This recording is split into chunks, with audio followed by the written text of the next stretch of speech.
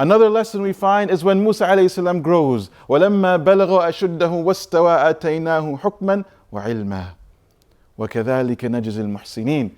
Allah says, and when Musa alayhi salam reached strength and maturity, we gave him two things, wisdom and knowledge. And that's how we reward the people of ihsan. Now the next ayah, with this ayah in mind, Allah describes this scenario where Musa alayhi salam enters into the city, finds two men fighting. One of them from Bani Israel and one of them from the home or the people of Pharaoh. Which side does he take? He takes the side of the one who is from Bani Israel. But which home did he grow up in? He grew up in the home of Pharaoh.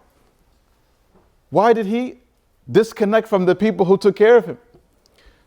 The Mufassirin said the ayah before it, what Allah gave him, those two things of wisdom and knowledge, gave him the insight to see the dhulm and the wrong path that Ali Fir'aun were on. And therefore he sighed at this point. This was one of the points where he started to disagree with the deen of the people of Pharaoh and the way of the people of Pharaoh. And based on the traumatic past where he's seen constantly Bani Israel being oppressed, he made an assumption that it can only be that the one from Bani Israel is innocent. So he took that side. But he made a mistake. And he engaged in the fight. And as we know, with his strength, he killed the man.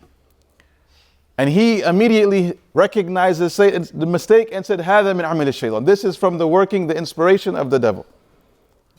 Now, my brothers and sisters, when it comes to our mistakes of the past and the sins of the past, Shaitan will strive to keep you dwelling on that mistake to the point that it paralyzes you from growth, from moving forward.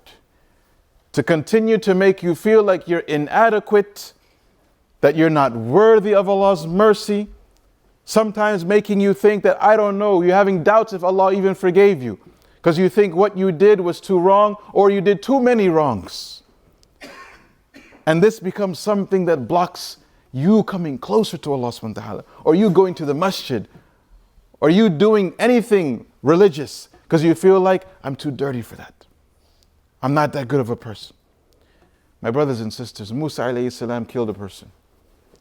And the first thing that we take in bouncing back from our mistake is what Musa alayhi salam said, قَالَ رَبِّ إِنِّي ظَلَمْتُ نَفْسِي فَاغْفِرْ لِي. He said, my Lord, I have wronged myself, please forgive me.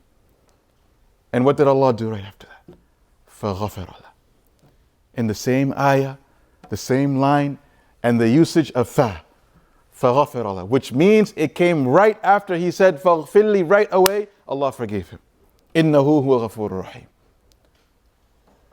No matter what mistake we made, if you have gone to Allah with a repentant heart, and you've asked for forgiveness, and you've regretted it, and you're making this commitment not to go back, Allah forgave you. Khalas.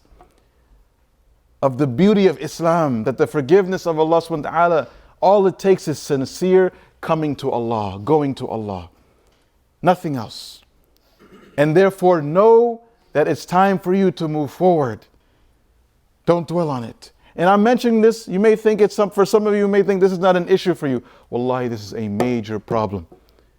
For those of us who do counseling, this is a major problem. Getting out of the hole of our negative past.